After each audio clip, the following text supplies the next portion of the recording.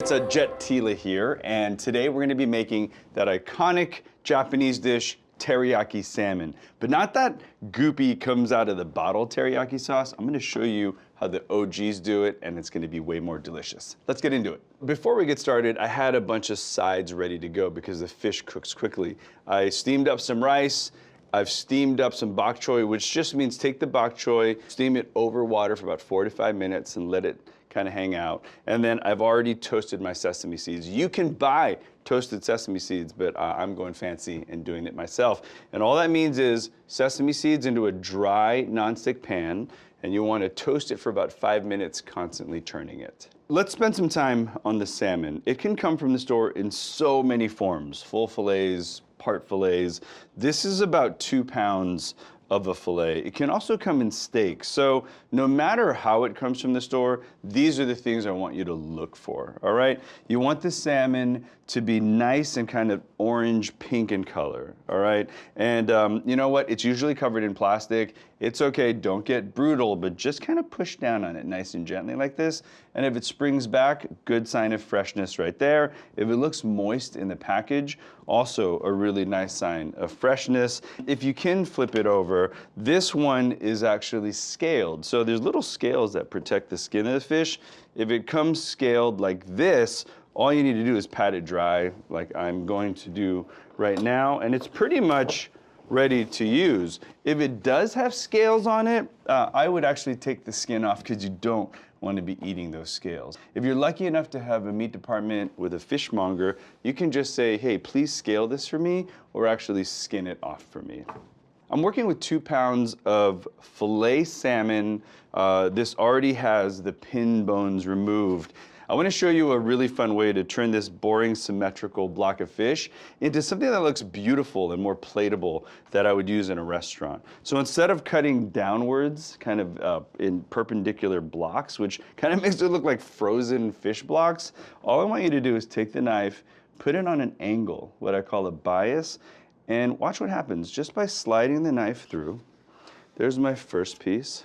Flip that over. And look at that curved side. So I'm going to do this a few more times. And this is what us chefs do in the restaurants to create really beautiful kind of plateable pieces of salmon. And by cutting it on an angle, you have this kind of beautiful, almost like cascade piece of fish. So just by simply applying a little bit of bias slice, I've created really beautiful plateable pieces of salmon. Another really great rule in the kitchen is season everything. I know teriyaki sauce has a lot of great flavor, but to boost the flavor of the actual fish, we want to season it. And I don't mean super aggressively, but salt and pepper are basically flavor lifters. They really help bring out the natural flavor of the salmon. So season both sides. And we're going to create a glaze in the pan. So teriyaki just simply means grill glaze, right? Yaki means grill, teri means glaze. So back in the day, they would marinate their meat or fish in the actual sauce and then grill or roast it off. This is like a new school teriyaki, which is more of a Hawaiian style teriyaki. So we're actually gonna build the sauce in the pan. Let me show you how.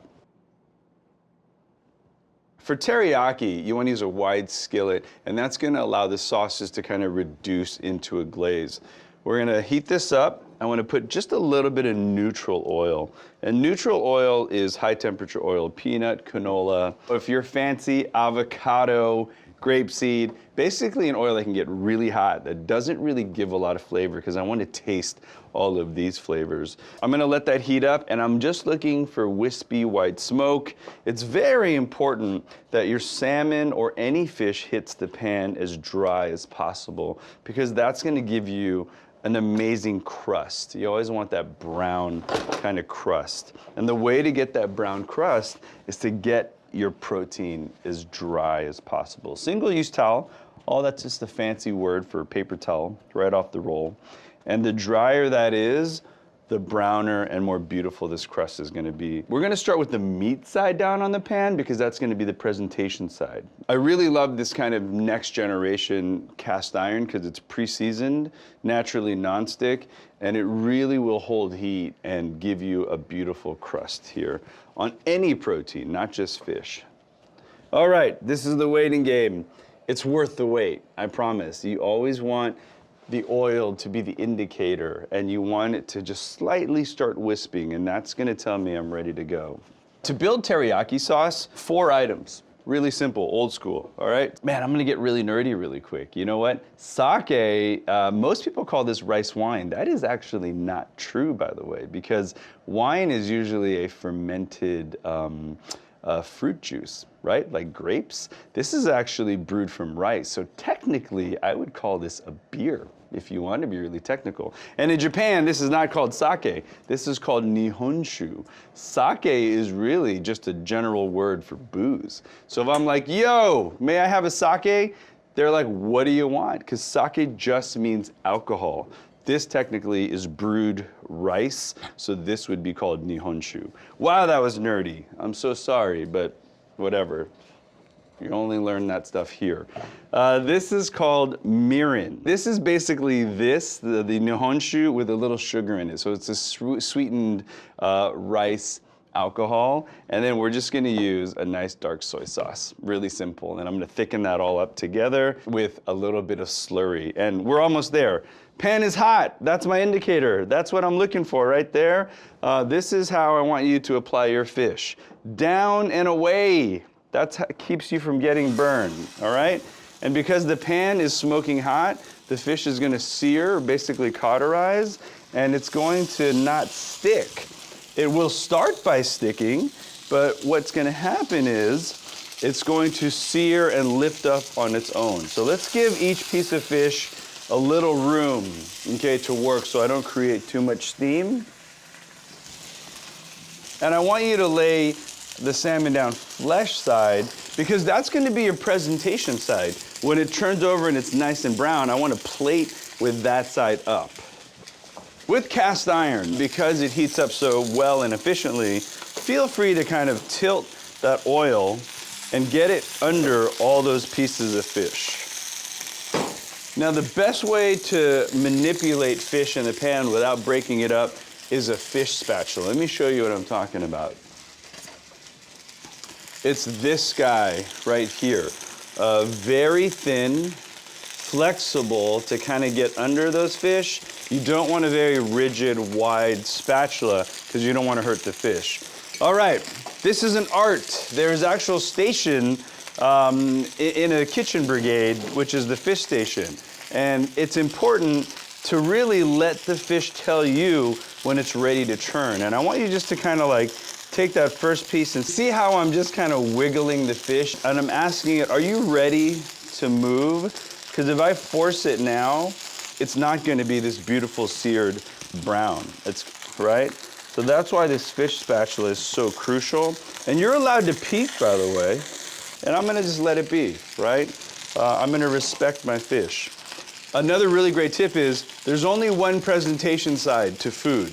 So I'm really trying to nail this flesh side browning wise, right? It's not about 50-50. It's about whatever it takes to get color on that side, because once I flip it over, all these sauces are really gonna help cook the fish all the way through. So all we're trying to do is nail that beautiful brown crust. So here we go, let's try it. Drum roll, please. Oh, whew. All right, I get to keep my reputation. Second piece, looks awesome. Third, pretty darn good. And it's that last piece because it went down later. I'm gonna let the oil get under it. Are you ready? Can we do this? Let's do that, here we go. Beautiful. So fish spatula is totally worth the investment. They're not that expensive, by the way. All right, so the fish is seared on the top side. I'm gonna get rid of any of these crispy bits because I don't want them to burn. And now I'm gonna actually build the sauce, and the sauce is gonna help cook the fish through. Lower your heat down. I went from a very high sear now to a medium temperature because I'm gonna add the liquids. Sake or nihonshu is alcohol. So when you're pouring sake into the pan, make sure your pan is not ripping, and always pour away from you like this. Watch, I'm just gonna put the sauce away from you. So I always wanna pour away, making sure I don't ignite that. If you're really nervous about it, turn off the heat, let the pan cool a little bit, then pour your sake in, then turn the heat back on. Sake's in. That's gonna give us a beautiful aroma. The next ingredient is going to be mirin, and that's kind of that sweetened sake. So that's gonna give you a beautiful sweetness and start to build that glaze. My kids love to spoon a ton of sauce over. You can always double this sauce recipe into the pan. That's not going to make this any more or less salty. Does that make sense? It's just gonna give you more sauce to sop up that beautiful fish. The last seasoning is soy sauce. The next thing will be actually thickening. And check it out, I'm pouring it right onto the fish. I'm not trying to pour it to the side.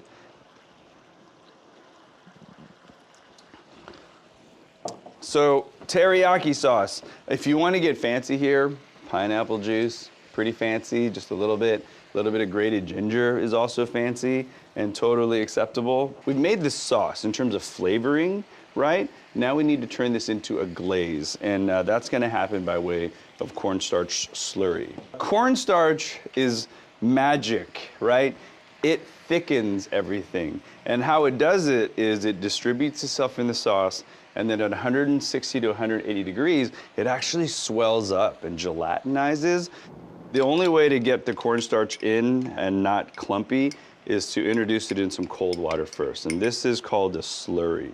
The liquid is simmering, and that tells me that it's about 212. That's what the boiling point of water is.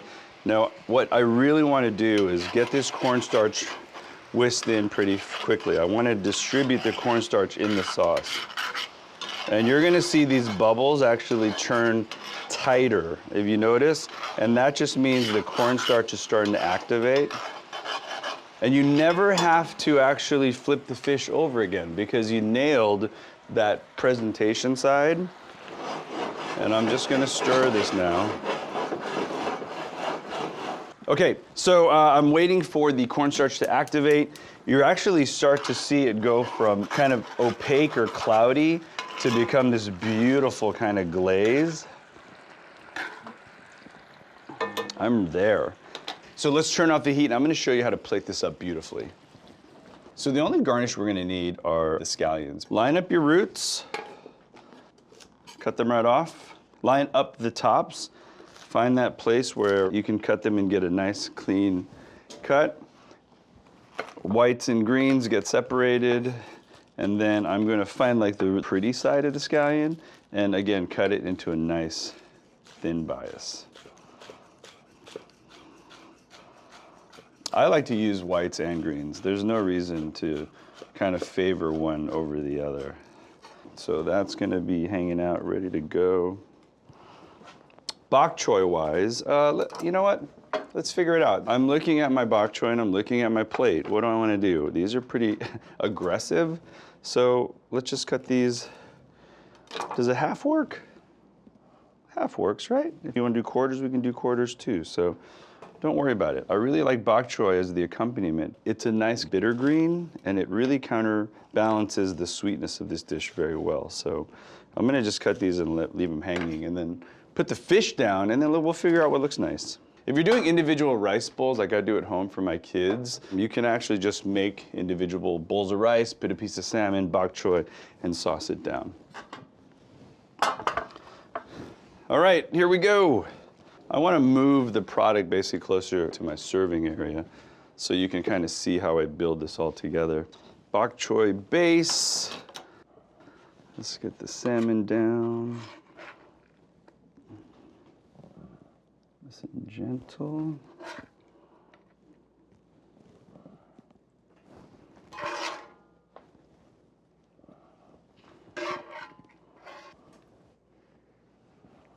Of course, need tons of sauce.